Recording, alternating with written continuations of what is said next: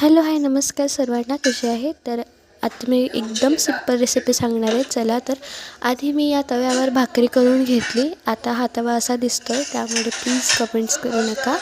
तर सर्वात आधी तव्यामध्ये तेल घातलं, त्याच्यानंतर जिरं घातलं, जिऱ्याला चांगलं तडतडू दिलं. त्यानंतर मी घातल्यामध्ये कांदा चिरून, हे आहे कांदा लसूण मसाला, तिखट मसाला, हा कुठला तरी मसाला होता, आय डोंट नो. हा टाकला, हा थोडा काळा मसाला होता तो टाकला आणि मीठ टाकलं थोडंसं.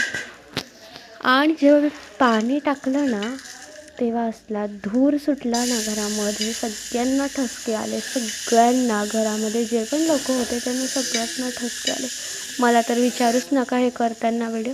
त्यानंतर पुन्हा तो ठसका गेला. त्याच्यानंतर ही रात्रीची उरलेली डाळ होती, त्याला मग त्याच्यामध्ये घातलं. अशी झाली आपली डाळ, मस्त अशी तयार झालेली आहे. मस्त कांद्याच्या पातासोबत एन्जॉय करा. व्हिडिओ आवडला असेल तर लाईक करा, शेअर करा, सबस्क्राईब करायला विसरू नका. खूप छान